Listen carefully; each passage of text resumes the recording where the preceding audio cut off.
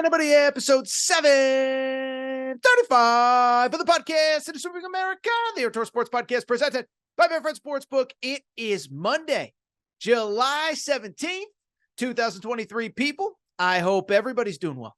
I hope everybody is having a great day. And can you smell it in the air?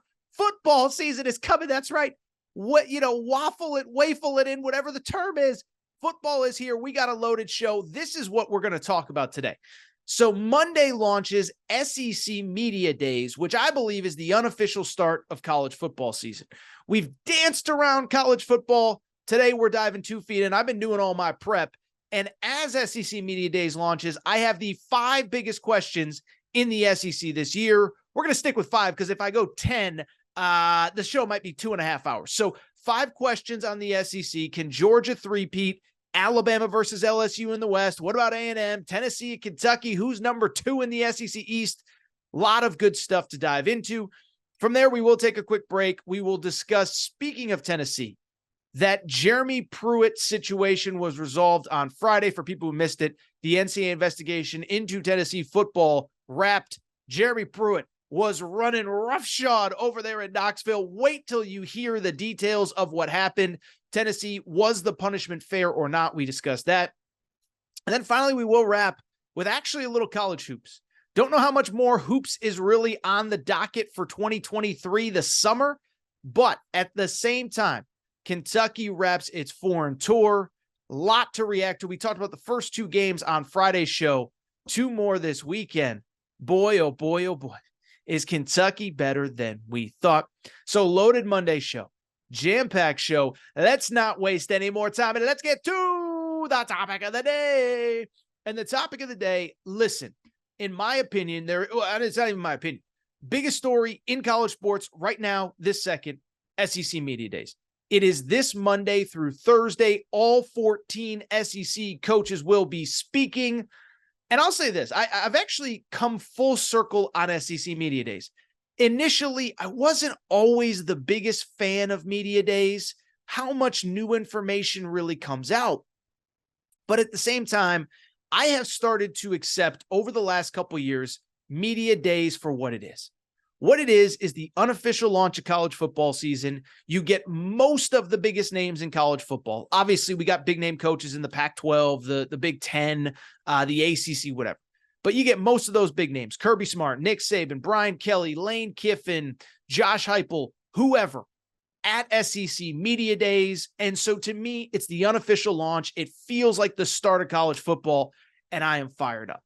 What I want to do today is to preview SEC Media Days, which is going on this week.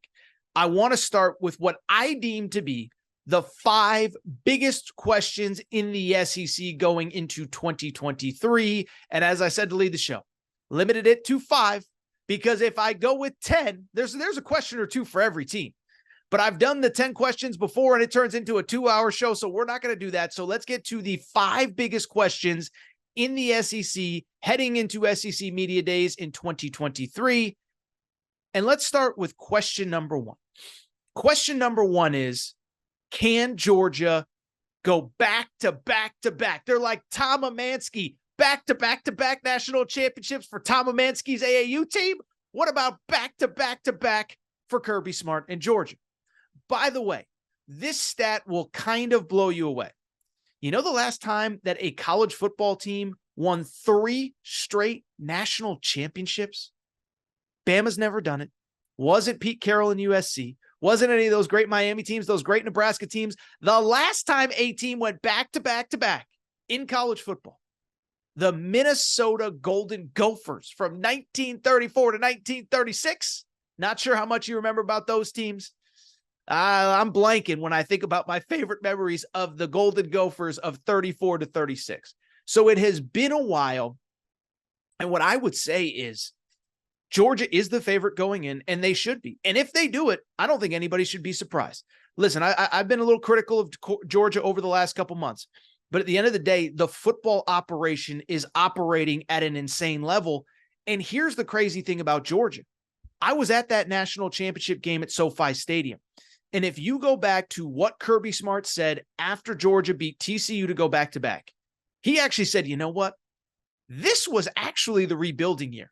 This was the year 2022 that you were supposed to catch us. And he said our biggest opponent in 2023 is going to be us, because this was the year where we were replacing so many guys. 15 NFL draft picks were being replaced at this time last year. And he basically said, like, we have a chance to be really special next year. Well, next year is now, and there's no reason to think Georgia can't do it again. I know they lost Stetson Bennett to the NFL. I know they lost Todd Monken, the offensive coordinator. But from an offensive perspective, this is a team that has a fourth-year quarterback in its program, Carson Beck. I think that's important to note. Like, people are, oh, they lost Stetson Bennett. Carson Beck was ready to start a year ago. And of course, Stetson Bennett, because of COVID, had the extra year of eligibility. Carson Beck, to his credit, sticks around for another year. Now, after 4 years in the program, well, this is his fourth year. He is ready. And I don't think this Georgia offense is going to miss a beat. He'll have plenty of weapons. A lot of key running backs are back. Two really good wide receivers out of the portal. Ra Thomas, the leading receiver from Mississippi State. Dominic Lovett, an all-SEC receiver from Missouri. So the weapons on offense will be there. The defense has a chance to be as good as it's ever been, with 7 starters back off last year's team, multiple guys projected in next year's first round or in the 2025 NFL draft. Michael Williams along the defensive line, Smile Mundon at linebacker, Jamon Dumas-Johnson, Javon Bullard at safety. You go on and on down this list. This team is stacked. At the same time, there will be, let me say this. First of all, it's obviously really hard to go three-peat in college football. The fact that Nick Saban never did it, Kirby Smart never did it, Tom Osborne never did it, it shows you. And I do think it will be interesting to see, and Georgia fans are going to get mad at me for saying this, but I do think it'll be interesting to see how this team handles a lot of the adversity that came in the offseason. And I've done my spiels. I've talked about what Georgia has been involved in, what they've been guilty of, what they've not been guilty of, all of the things that have gone on in that program outside of, outside of the football field. And I've criticized Kirby Smart, and I've criticized the program. But what I do think is interesting is, how does this team handle all of the adversity, all of the questions? For the first time, it isn't all kind of peaches and roses and sunshine and rainbows in Athens. And most importantly, I'll also add this, and like, Georgia fans are going to get mad at me for saying this, but I'm going to say it anyway. Do we think that there's a little bit of a sense of entitlement that's crept into this program? Because you can sit there and say that, okay, like, maybe some of the stuff is overblown. Maybe it's this, maybe it's that. But when you continually have players breaking the law, even if it's minor things like speeding, parking violations, whatever, don't you kind of feel like there's a little bit of a sense of entitlement creeping into that program? That guys feel like they can get away with stuff because they're Georgia football players? Maybe that's armchair analysis, whatever. I think there's something to it. As a matter of fact, I was thinking about this as it pertains to Georgia.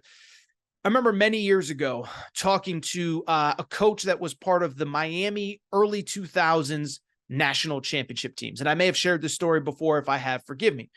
But if you remember Miami 2000, they were probably the best team in college football, did not get to play for the national championship in the BCS era. 2001, they destroy everybody, win the championship. Some deem them to be the greatest college football team of all time. 2002, regular season, destroy everybody, play Ohio State in the national championship game. And it was kind of a foregone conclusion that they were going to win it. Why do I bring it up? It's because I remember talking to one of their coaches, and he said the problem that we dealt with all year was complacency. The fact that we had guys in that program that hadn't been part of championship teams that felt like, because I got recruited by Miami, because I committed to Miami, because I've never even played a down for Miami, but I'm part of this. So I'm a two-time national, I'm a national champion. I've done it before. No. You weren't on the field. You weren't part of it. You did not do this. And that's kind of what I'm thinking about with Georgia right now, is the idea that you got to remember, we now have 2 straight national championships, which means that if you include the class that just got recruited, 3/4 of that team, the juniors, the sophomores, and the freshmen, they've never had a season end at Georgia that didn't result in a national championship. And so to keep them focused for 15 games is not going to be easy in the SEC. I know the schedule is easy, but you're going to have to beat Alabama or LSU probably to play for a title, to win the SEC. You're probably going to have to then at that point go on and obviously beat two teams in the college football playoff. So it's not going to be easy. I'll wrap finally by saying this. I remember that Miami coach telling me prior to the Ohio State game, being on the field, talking to somebody that had been part of national championships before, and saying to that guy, again, coming off a national championship, they're favored heavily to win number 2. The coach asked this guy, he said, how long do you think this is going to go, man? And the guy that he spoke with said, you know what? It's probably already turning in the wrong direction, and you guys just don't realize it yet. Not saying that's happened with Georgia. Kirby Smart's in his mid to late 40s. He's going to be around for a while. Georgia's going to win a lot of games under him. I do think they're going to struggle to win number 3.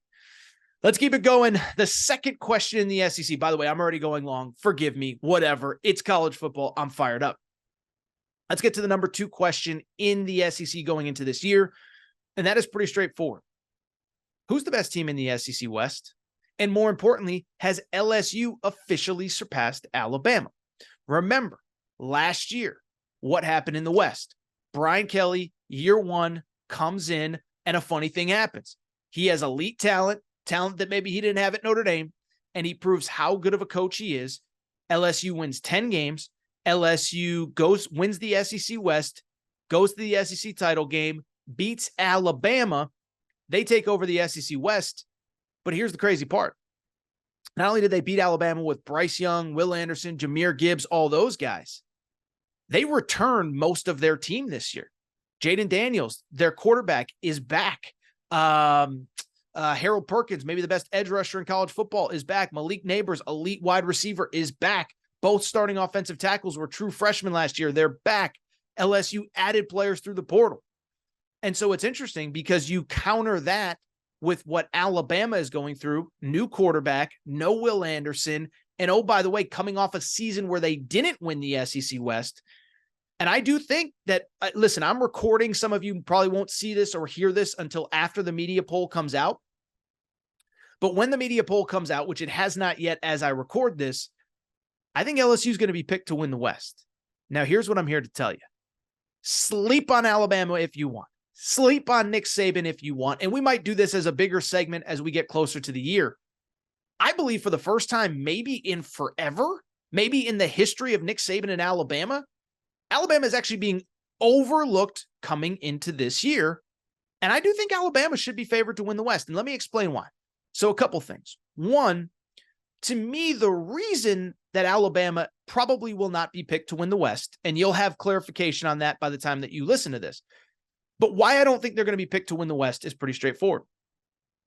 It's because they lost to LSU last year, and as I said, no starting quarterback. No quarterback has been established behind Bryce Young. And so when I look at why people are doubting Alabama, I think it comes down to 3 things. One, for the first time since when Jalen Hurts got to Alabama, we're not totally sure who the starting quarterback is. Remember, Jalen Hurts wins that job as a true freshman. He keeps it for 2 years. Tua takes it for 2 years. And then from there, Mac Jones has it and Bryce Young has it. And so even when there was a transition at quarterback, you kind of knew who was next. And this is the first time in Alabama that we don't know. Jalen Milroe, we saw in limited opportunities last year. I don't know if he's the guy. Ty Simpson struggled in spring ball. Rumors are that it was a lot of turnovers, interceptions, couldn't take care of the football. Then you go out and get Tyler Buckner from Notre Dame, a guy who wasn't even going to be the starting quarterback at Notre Dame, and he's coming to Alabama. And I'll just say this, I don't think he comes to Alabama if he doesn't think he is going to win that starting quarterback job. So the fact that he's coming to Alabama probably tells you everything you need to know about where the status of this quarterback situation is for Bama. Beyond that, I think outside of the quarterback situation, so I think that's one, right? The fact that we don't know who the quarterback is, we know who LSU's quarterback is. Number 2, it is the fact that they lost to LSU. But let me ask you a question about that LSU game from last year. How did that game go down? LSU wins, that's all we remember. Well, the game was in Baton Rouge. LSU needed the final play in overtime to win that game. And so here's my question. If that same play happens, but instead I'm going the whole, a butterfly effect. if instead of Jaden Daniels completing that pass to Mason Taylor to win that game and beat Alabama, if that pass gets batted down, are we talking about Alabama? Are we talking about LSU as the best team in the conference? Remember, 2-point conversion in overtime at home. If it gets batted down, are we talking LSU? I don't think we are. And so to me, that one play changed our perception. But this year, the game is in Tuscaloosa. Alabama will be at home. I think by the time we get there, they'll probably be favored. The last thing the reason I like Alabama, let me be honest, is like, I think we have to also, obviously, and this comes every year with every team in college football, you have to factor in the schedule. Remember, last year, Alabama, you could argue its 3 toughest games last season were all on the road. At Texas, at Tennessee, at LSU. Guess where all those games are in 2023? Tuscaloosa, Tuscaloosa, Tuscaloosa. So I could go on and on. And by the way, if an LSU fan finds this, they're going to be mad. They think I hate Brian Kelly. I love Brian Kelly. I've been defending Brian Kelly since the early Notre Dame days. I've been defending Brian Kelly since the Cincinnati days when he was at Cincinnati and Torres was at UConn. But I got to call a spade a spade. I think Alabama is wildly underrated coming into this year. Let's keep it going with number 3 on this list. And number 3, in terms of the biggest questions in the SEC, what do we make of Texas A&M? Texas A&M, of course, is coming off that disastrous 5-7 season. The offense is a mess. Jimbo is forced to hire Bobby Petrino. And everybody's ready to say that Jimbo's terrible. He's overrated. He needs to be fired. Buy out this, that, the other thing. Well, I'm here to say this. Don't laugh. I kind of like Texas A&M going into this year. And let me start by saying this. I feel like over the years, I've become a little bit of I wouldn't call myself a Jimbo apologist, but I think a lot of people would. But here's the bottom line. Last year was a train wreck. I can't argue it. I'm not going to deny it. 5-7 for the Aggies. But remember, it was just the 2020 season. So not that long ago. They finished 5th in the country and probably should have been in the college football playoff over Notre Dame. They didn't get in, whatever. But last year was Jimbo's 5th year, and it was the first time they haven't won at least 8 games. It was 8 games. It was 9 games, 8 games, 9 games, 8 games, and then 5 wins last year. And I get it. The guys paid a lot of money to win a lot of games. $9 million is not, there's a reason they call them Texas 8-4, right? Got to win more, got to beat the teams that you're supposed to. But at the same time, we just talked about Alabama and LSU. The butterfly effect of if that play for LSU doesn't go their way, do we still think of them as better than Alabama? Well, let's look at Texas A&M and why I'm so high on them. One, they went 5-7 last year. You guys understand that of those 7 losses, 5 were by a touchdown or less, right? 5 were by a touchdown or less. The Alabama game also came down to the final play. Unlike LSU, they did not convert on that. The South Carolina game, Texas A&M literally outscored South Carolina after the first play of the game. South Carolina returns the opening kick for a touchdown. After that play, Texas A&M outscored them. Late gaffe against Ole Miss. Could have won that game. And then, oh, by the way, do not forget, they closed the season. You know who they beat? The same team that you love in the West, LSU. Texas A&M beat them last year. And so I don't think this is a national championship team. But can 5-7 you win a couple of those games? Yeah, I think you can. And I think it's also worth noting this. Like, everyone wants to crush A&M and crush Jimbo, and I get it. Deservedly so. But remember also this. There were a lot of injuries on that team. And I know everybody deals with injuries. But think about this. With A&M, by the end of the year, they were down to their 3rd-string quarterback. Connor Wegman was supposed to redshirt last year. He was starting by the end of the year. Also, on top of that, injuries across the board. The O-line was basically a backup O-line by the end of the year. Anaya Smith, their best returning wide receiver, was out 3-4 games into the season. Well, guess what happened? All those freshmen that were part of that 2022 class, they were all thrown into the fire, and it did not go well. But then those guys are now mostly back. You lost a few, but it was mostly guys you kind of wanted to lose. And now you have experienced guys that were already playing, plus the backups that got experienced last year. And so I look at this team. I'm not saying that this second they're going to flip, they're going 11-1 and they're winning the SEC West. But I think Jimbo is going to do enough to survive this year And I think really next year is going to be the year for Jimbo, because remember that 2022 recruiting class, the greatest of all time, next year they're all going to be draft eligible juniors. If you can't get to the playoff in 2024, especially a 12-team playoff, by the way, not even factoring that in, I think Jimbo's going to do enough. I think he's going to get 8-9 wins, do enough win to keep his job, and then everything's gearing up for 2024. All right, really quickly, the last two biggest storylines. Number one, which is also number 4 on the storylines. Number 4 on our storylines list is this. Who's the second best team in the SEC East? Georgia's number 1. I'm not going to argue with you. I think there's 3 or 4 teams that believe that with the right breaks, they could be it. Now, I don't buy Florida this year. The schedule is just brutal. At LSU, at Utah, Florida State at home, plus, just a brutal schedule. Like everything that Florida has on the normal schedule in the SEC, plus a road game at Utah and a home game versus Florida State in the out of conference. You could argue Florida has the toughest schedule in college football this year. Also don't believe in South Carolina. Spencer Rattler's back, but basically all his best skill position guys are gone. The 2 teams that I think are interesting, one is Tennessee and the other is Kentucky, believe it or not. From the Tennessee perspective, listen, it all comes down to Joe Milton, right? I'm not going to spend 20 minutes breaking down Tennessee's too deep because they returned their top 2 rushers, 3 of their top 4 receivers from last year, couple pieces on the O-line. The defense is better than you remember. But none of it matters if Joe Milton ain't ready to go at quarterback. He was awesome in that Orange Bowl against Clemson, but kind of like a 53, 54% completion guy the rest of his career. Remember, he came to Tennessee 2 years ago, won the job, then lost it to Hendon Hooker. And so it all comes down to him. On the flip side, you know who I'm actually higher on coming into the year than most people? It's the Kentucky Wildcats. And it sounds crazy. Oh, Torres, you don't know what you're talking about. Let me explain why. A year ago, I was out on Kentucky. And I was out on Kentucky because I thought the quarterback, Will Levis, was overrated. I know Kentucky fans, whatever. Here's the thing, though.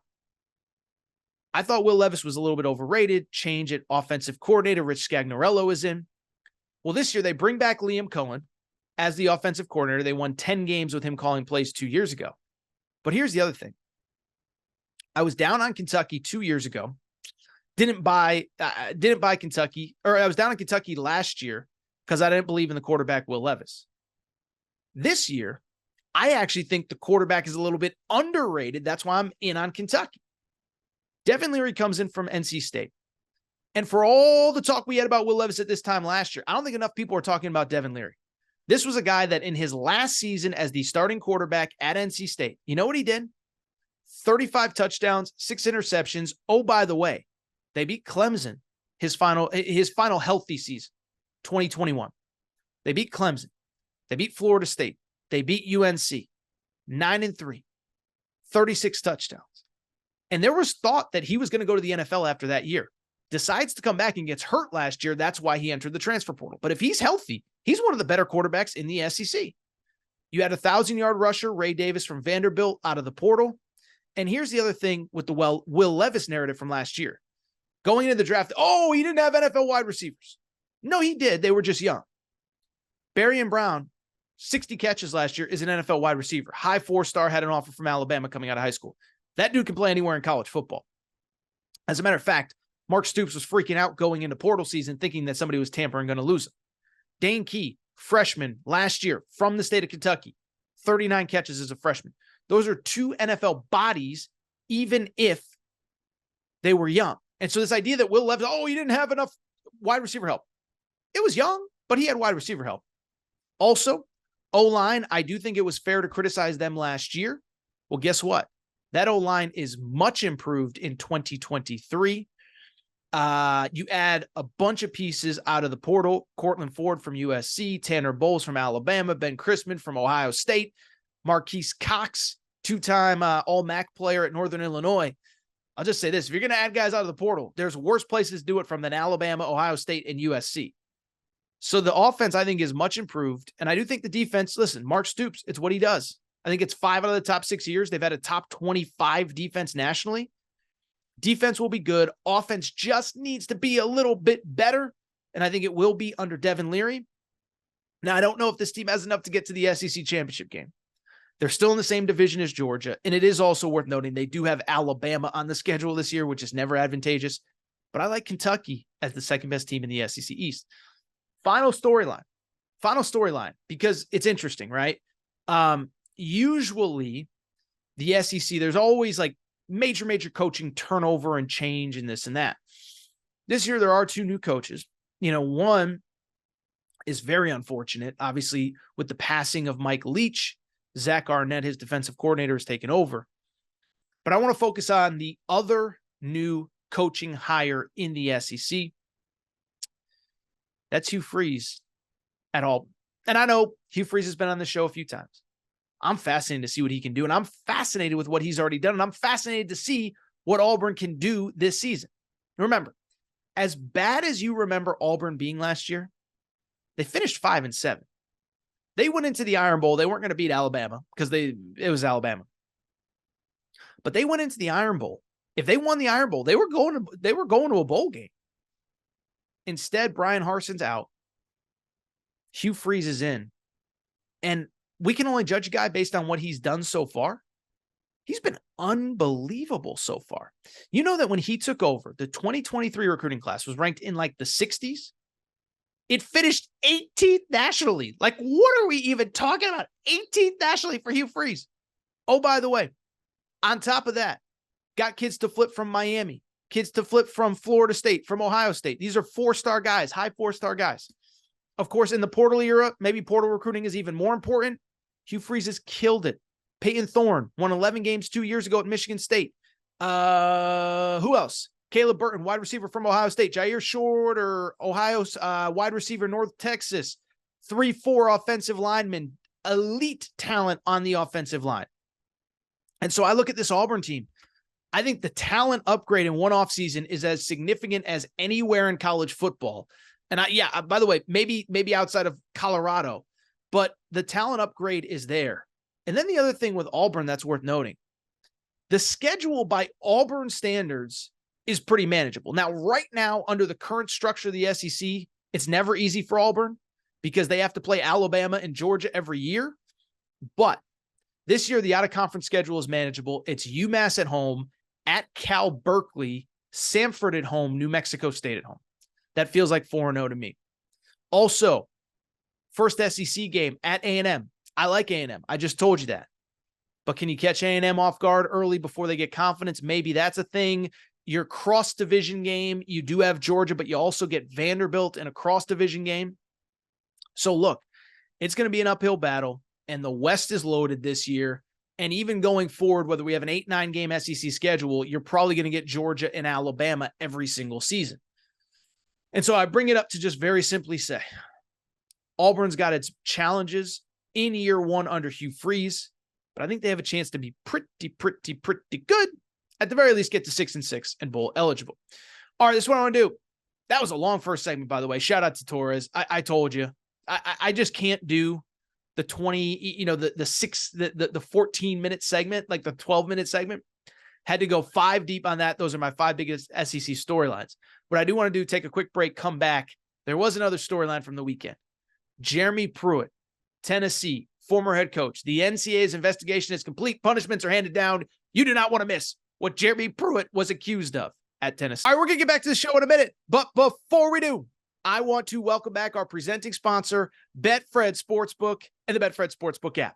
By now, you know Betfred's story started in 1967 in the UK, over 1,000 shops in the UK, and they have now come to the United States and made a major splash. They are the presenting sponsor of not only all things Aaron Torres Media, but the Colorado Rockies, the Denver Broncos, the Cincinnati Bengals.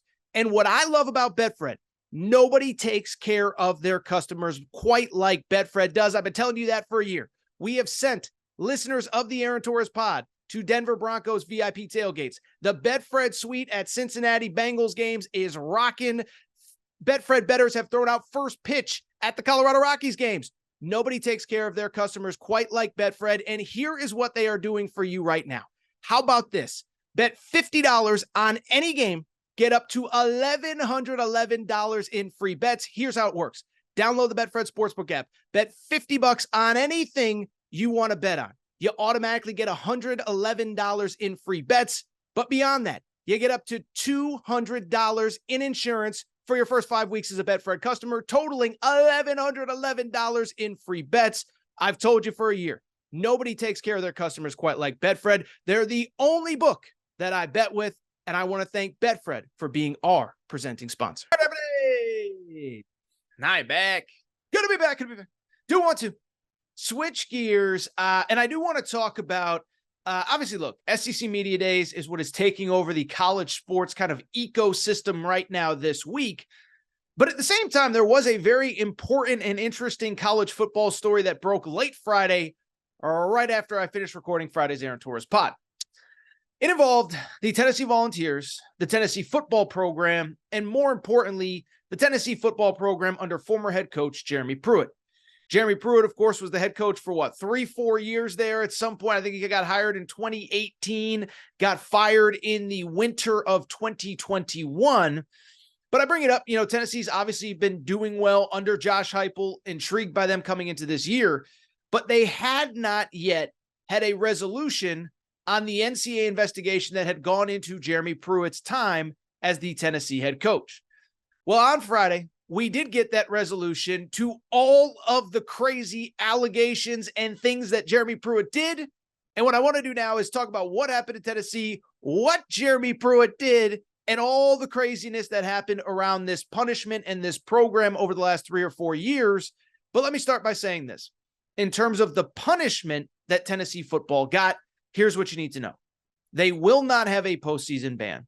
I'm in favor of that. We'll explain why momentarily. They did get fined over $8 million, which the NCAA basically said, look, normally 5 years ago, we would have given you a 2-year postseason ban. We're not going to do that. But $8 million is about what you would have made by playing in the 2023 and 2024 postseasons. So we're going to fine you that. Oh, by the way, there are going to be 28 scholarships reduced over the next 5 years. There is going to be limitations on when you can recruit, how much you can recruit, the players you can bring to campus for unofficial and official visits, etc. And then, oh, by the way, on top of that, there were individual punishments specifically for Jeremy Pruitt, who got a 6-year show cause, basically meaning Jeremy Pruitt will not be coaching college football anytime soon, if ever again. And so those were the punishments for Tennessee football. I saw a lot of people say, oh, they got off light, no postseason ban.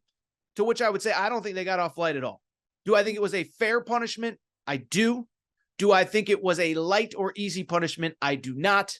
So let's get into it. Let's break it down. But let me start, before I even get into what Tennessee was punished with, I want to get into what Tennessee was punished for. Because you talk about insanity across college football and just systematic cheating run amok. That is what Tennessee was under Jeremy Pruitt. Not saying Tennessee's a bad school. What I am saying is Jeremy Pruitt, boy, oh boy, oh boy. Boy, oh boy, oh boy, was there a lot going on. Remember, by the way, the Jeremy Pruitt case was the one that allegedly involved money in McDonald's bags. That didn't happen, but just about everything else did. So here's what the NCAA found out about Tennessee, okay? And before we get into what they did, there are 2 quick caveats that I want to mention prior to telling you what Tennessee did. One, we got to remember this was pre-NIL, okay? So the numbers and the dollar amounts that are going to be thrown around, they're not going to feel like a big deal. But one, it did still break the rules. And 2, a lot of what they did, even in the NIL era, would break violations of the NCAA protocols. So don't give me the, oh, everybody's getting paid, who cares? I know, wait till you hear what they have to say. And 2, it is important to note that many of these things happened during COVID in 2020. It was obviously a different world. So here's what you need to know about what Tennessee did, okay? So first of all, in terms of Tennessee and what they did, a couple things stand out. One, as I said, systematic, and that word is not hyperbole, systematic cheating in terms of unofficial visits and getting kids on campus, okay? So remember, in college sports, there's 2 kinds of visits. There's the official visits, in which the school pays for lodging, hotel, food, meals, travel, whatever. Unofficial visits are supposed to be paid for by the individual student athlete, the player, right? And that's why you're limited to 5 official visits, and you can take unlimited unofficial visits, because basically they're saying, like, look, the school should only be on the hook for so many of these things. You can't just fly around the country taking 10, 20 official visits. We got to limit some of this stuff. Anyway, On those unofficial visits, again, the player and his family are supposed to pay for it. Well, that was not the case at Tennessee at all, okay? So this is what happened at Tennessee, basically, when they would have unofficial visitors into town. They would call ahead to the hotel, make sure the room was set, then an assistant coach, a staffer, or whatever would go down, pay for that room in cash. Restaurants would be called in advance. Hey, we got a party of 4, party of 6, party of 8 coming in. We'll come back and settle that up later. Just go ahead and put it on our tab. We'll take care of it. They'd come back and settle it in cash. Obviously, it goes without saying, unofficial visits are not supposed to be paid for by the school, so you don't want to leave a paper trail. So Tennessee had the hotels locked in, they had the restaurants locked in, and they went back and paid for it later. Here's the wild part, though. On top of all of that, the other part was this, is that they were purposely deceiving the school. This was the craziest part that I found out of all of this stuff, okay? So it's one thing, you pay for restaurants, food, hotels, whatever in cash. Coach has been doing that since the beginning of time.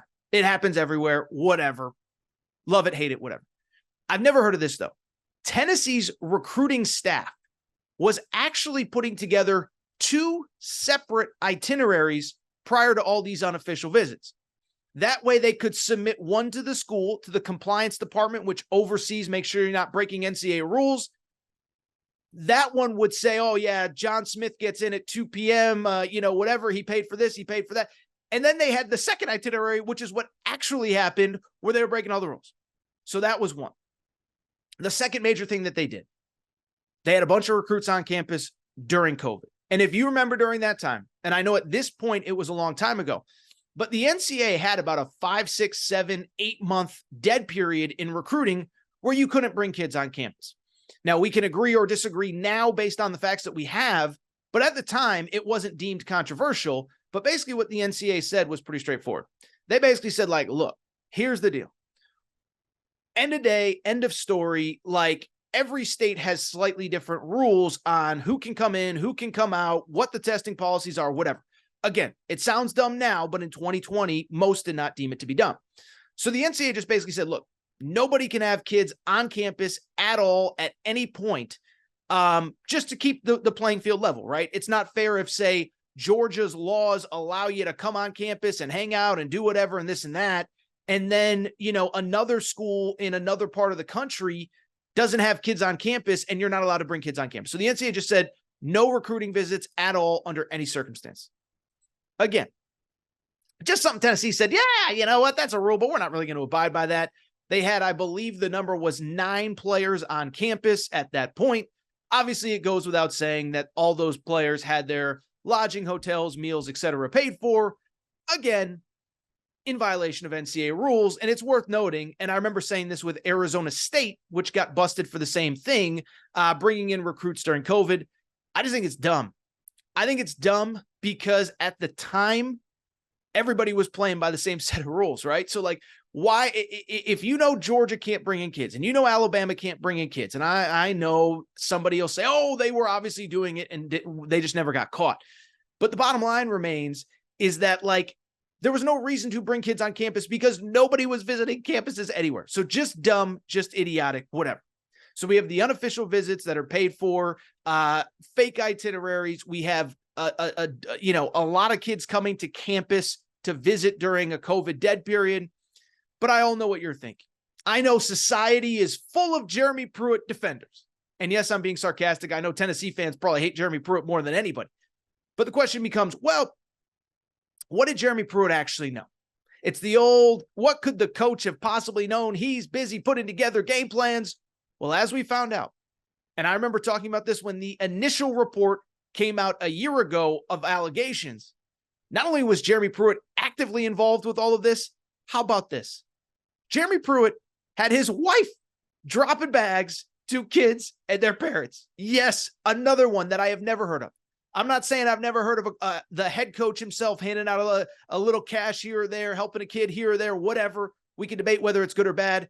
I have never heard of a coach's wife dropping bags, only that's exactly what Jeremy Pruitt's wife was doing. 2 instances the NCAA found. The first was a player. Kid came to campus.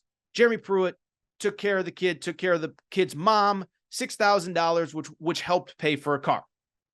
Again, we can agree or disagree whether that's right or wrong, whether it even matters in the NIL era. What's interesting, though, is once the kid got to campus, you know who was dropping bags every month to make sure that the kid was taken care of and the kid's mom was taken care of? Yeah, Jeremy Pruitt's wife. That's right. She was dropping $500 a month to the kid's mom to make sure the car got paid off. So how about Jeremy Pruitt's wife? The second one, by the way. Jeremy Pruitt gave $3,000 to a recruit and a recruit's mom for a medical procedure that needed to get done or to pay off bills so she could get another procedure. That medical procedure, by the way, was hip surgery. Jeremy Pruitt paid for a recruit's or a player's mom's hip surgery. Maybe you've heard of that. I know that I never have. Shout out Jeremy Pruitt. Who said chivalry's dead? That's right. So that is what happened at Tennessee. And what's interesting was kind of sort of like how they got caught, okay? And so first of all, big credit to my buddy, Trey Wallace, who now works for Outkick. He's been on this show a couple times. As good as anybody covering college football. He was the one that broke a lot of these details. But what was interesting was part of the reason that the punishment was quote unquote a little bit light was because Tennessee was so active in making sure that they brought all of these details to light. This all broke because somebody overheard the coaches talking about players getting paid, reported it to the school chancellor. The school chancellor then launches his own investigation or her own investigation. I don't know if it's a male or female chancellor. Beyond that, I found this very interesting. The director of compliance, again, compliance oversees, make sure you're playing by the NCAA rules. Director of compliance then went to hotels, restaurants, asked for receipts, asked for video surveillance footage. Are you like this story is insane. Maybe that's what all compliance directors do. I will be blunt. When I was in college, I actually did work in the compliance office. I've never heard of a compliance director or an assistant compliance director going to hotels, getting surveillance footage for schools in an NCAA investigation. So obviously, because Tennessee was so proactive, because they fired Jeremy Pruitt, this is why they were hit with the punishment that they were. Again, if you remember, it was no postseason ban, an $8 million fine, 28 scholarships taken away over the next 5 years, although I'm a little confused because I believe they've already taken away some previously. And then, as I said, limitations on recruiting. 10 Saturdays over the next, 5 years. So 2 home games a year. You can't have official visitors. That's a big deal. And then there are several weeks a year where they're not allowed to recruit at all, have no communication with recruits, which I think is big at all. First of all, from the no bowl ban perspective, let me start by saying this. I like it a lot. And I like it a lot because this is what you guys and girls have told me you've wanted in terms of NCAA punishment for years. And I tend to agree, is that what you want is you don't want the current players and the current coaches who had nothing to do with the violations at hand being punished for things that they had no control over. At this point, I would venture to guess there's barely a handful of players in the Tennessee program who were even recruited by Jeremy Pruitt, let alone played for him. And those kids shouldn't be punished. They shouldn't be punished with a bowl ban. They should be allowed to go to the postseason. Obviously, if they're good enough to qualify for the college football playoff, they should be allowed to do that. So I like that. I like it a lot. I should mention, by the way, the $8 million fine. Like, I know it's 2023 and we got, tens of millions of dollars rolling in with TV money, but that's not an insubstantial amount, especially when you factor in all of the legal fees that it took to fight the NCAA, fight Jeremy Pruitt, all that stuff. Now, again, part of it was obviously to avoid paying Jeremy Pruitt a $13 million buyout, but $8 million ain't chump change, okay? And I do think this is something I've actually thought about for a while. Like, I remember going back years. I mean, I'm talking a decade probably, back when people actually cared about punishing schools for violating NCAA rules. And I said, don't give out bowl bans. Don't give out postseason bans. Find the athletic department, take away their money, hit their wallet. That's how you're going to impact change. And that's what I think happened here. I'd add a couple more things. One, as I said a minute ago, I don't think Tennessee got off light on the punishment. That's been a lot of reaction from a lot of non-Tennessee fans. Oh, they got off light. They got off easy. Not getting a postseason ban is not getting off easy. As I said, 28 scholarships over the course of 5 years is not insubstantial. That's 5 fewer players a year, 6 fewer players a year, every recruiting class for several years. You know how much that's going to impact the depth chart, the depth of the team.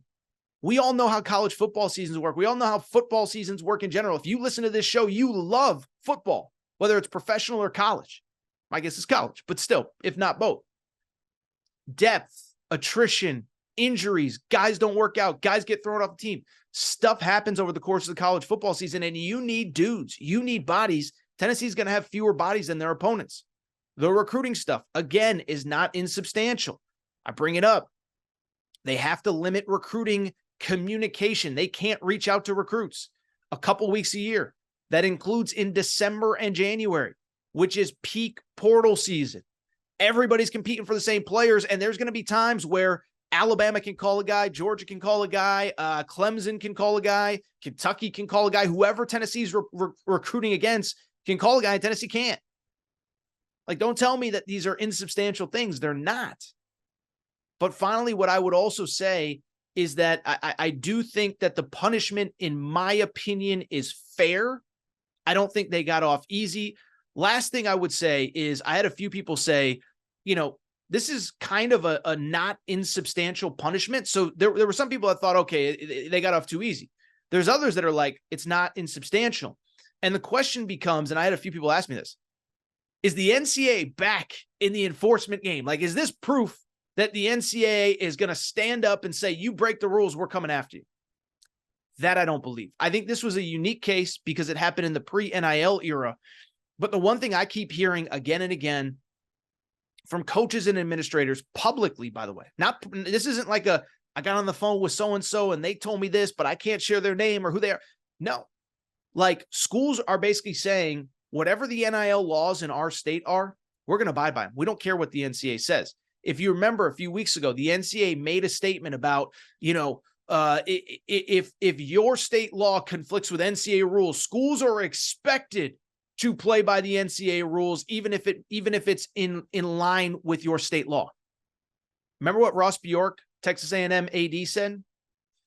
Was asked about this, and he said, you know what he said? He goes, we're abiding by the state law. Next question. And just dismissed it as if, no, whatever the state law says is what Texas A&M is going to do. And so you don't think that's the same at Texas, at Alabama, Georgia, Tennessee, whoever? So I don't think this is some indictment that the NCAA is back, baby. They're handing out punishments left and right. Fascinating story, interesting story. The good news I would add, of course, it goes without saying, Tennessee's in great shape under Josh Heupel. Really excited about this program. I don't, but I don't think they got off easy. I think Josh Heupel will figure it out because he's a smart guy and a good coach, but I don't think they got off easy. I just want to take a quick break. When I come back, one last segment as Kentucky basketball, from Tennessee to Kentucky. Whew. Kentucky basketball had a summer tour this weekend. We talked about the first 2 games on Friday. I'm back. Good to be back. Final segment of the show. So good to be back. Do want to wrap, believe it or not, with just a tiny little bit of college hoops. Now, I understand SEC Media Days are this week. That's going to take up most of the oxygen in the college sports world. Same with the fact that this Tennessee NCAA situation is insanity. But at the same time, as I mentioned on Friday's show, by the way, shout out to the YouTube subscribers because I may have downloaded the wrong clip on Friday, did a reaction on Thursday, and then on Friday downloaded Thursday's reaction for Friday. Neither here nor there. But the bottom line is this. I am talking a little bit of college basketball because there's an interesting event that took place over the last couple of days. It's called the Global Jam.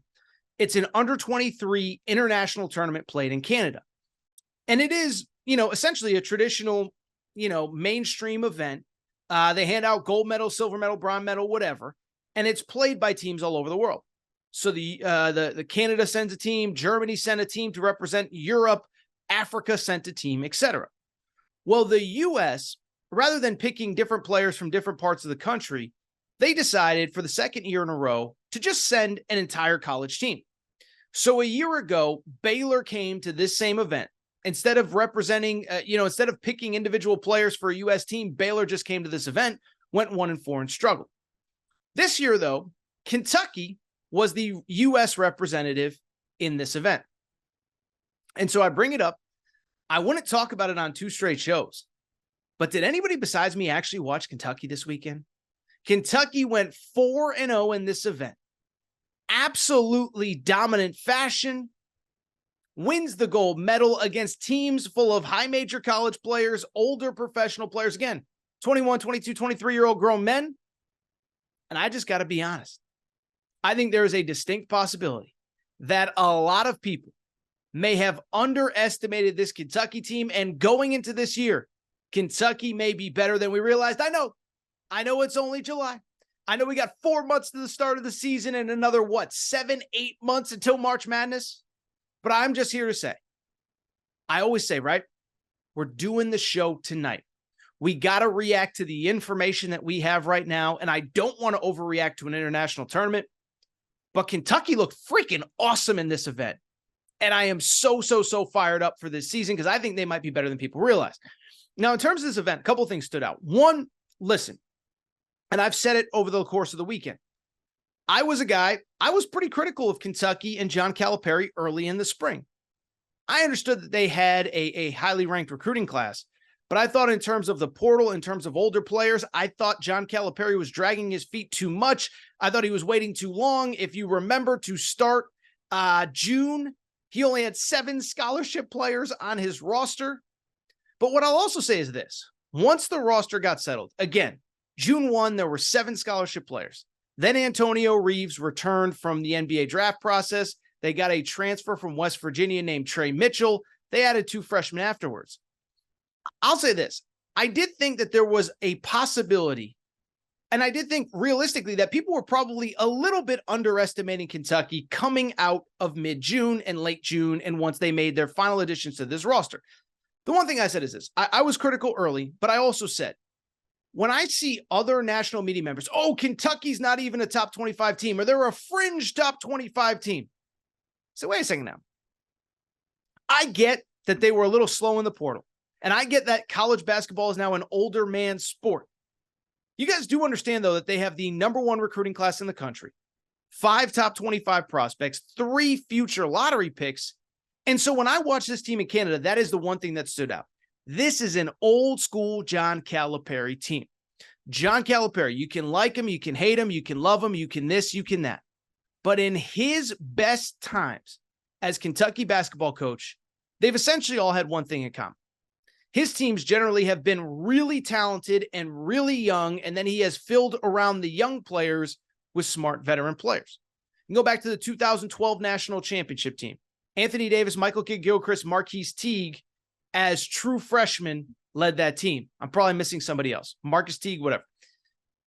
They also had Darius Miller, 4th-year senior, Terrence Jones, Deron Lamb, that helped them. You go through all his teams.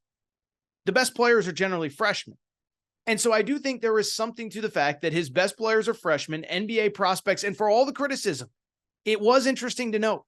They do have like 3 projected lottery picks on this team, one of which Aaron Bradshaw did not even play in this event. Justin Edwards and DJ Wagner are 2 of generally the top 3-4 high school prospects playing college basketball this year. Always thought that was underappreciated, and those guys showed out. When Kentucky needed dudes to make plays, DJ Wagner was awesome early in the event. Justin Edwards with 17 points in the first half of the championship game was great late. It was the freshman that took over. John Calipari has said for a decade and a half at Kentucky, and he said it again during this tournament. You guys have asked me for years, do I want talent or do I want experience? I'm taking talent every single time. Beyond that, the other thing that stood out, you watch these games, Calipari's best teams, right? When Calipari got to Kentucky, what was the concept? It was, we run the dribble drive, which was basically catch, rip, go. Catch, hit the basket, attack. Watching this team, I was kind of blown away because I'm just going to say, we've seen a certain type of basketball played by Kentucky over the last couple of years. This team's completely different. And listen, I talked about it on Friday's show. I love Oscar Tshiebwe. Love what he did for Kentucky. Love what he's about. All-American, all-time great. Probably have his jersey retired at some point. I don't think I realized how limited you are when you have Oscar Tshiebwe as your starting center until I watched this event. When I watch this event, you realize with Oscar Tshiebwe, the offense runs through the low post. Got to dump it in. Got to wait to see what he does. Is he going to kick it back out? Is he going to pass it? Is he going to dribble? Is he going to take a mid-range jump shot? What is he going to do? On defense, you can't full court press. You don't have rim protection. You're limited in what you can do. Watching this Kentucky team this week, and I tweeted it on Saturday night or Saturday afternoon when they played the African team. I said, this team is full of guys that just catch, rip, and go. When I say rip, what I mean is I catch, rip through the defender's arm that's trying to defend you, and then attack the basket. Watch this team. DJ Wagner can get to the rim anytime he wants. Reed Sheppard, freshman, Kentucky, can get to the rim anytime he wants. Rob Dillingham can get to the rim anytime he wants. Justin Edwards anytime he wants. Antonio Reeves largely can. Trey Mitchell can make plays off the bounce. The center that transferred in from West Virginia. This is a different team, and I think they're going to surprise some people when the season starts. In terms of individuals, I just mentioned maybe the most important player in Canada. I'm blown away by how good Trey Mitchell looks. Trey Mitchell, I've watched him for 4 years in college. Started at UMass, went to Texas, ends up at West Virginia. He was always a good player, but he was a player, like he never really stood out that much to me. Nice mid-range jumper, not an elite athlete, not an elite rim protector, good on the boards, whatever. He was awesome in Canada. First game, back-to-back threes in the third quarter, opened things up. Final game, he was kind of the one piece early on that had a ton of effect. He was very good early. I should mention the other veteran on this roster, Antonio Reeves, was phenomenal.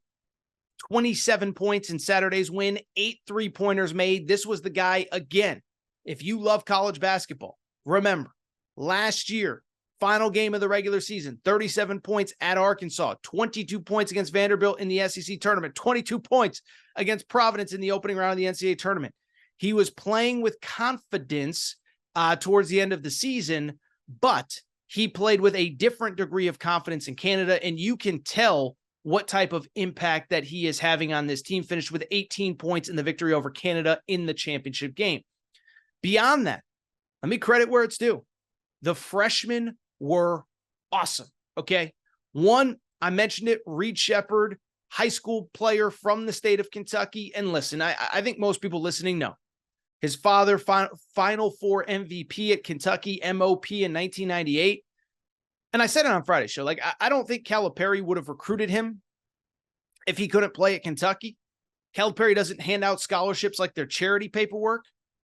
If he couldn't play, he wouldn't play there. But the fact remains is that he was awesome in this tournament.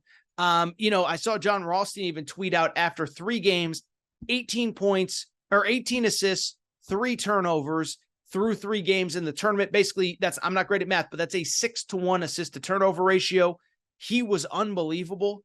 I have completely changed my opinion on him, what he does, what he's capable of, what his upside is for this team. On top of that, let me also add this. The rest of the freshmen, I mentioned it earlier.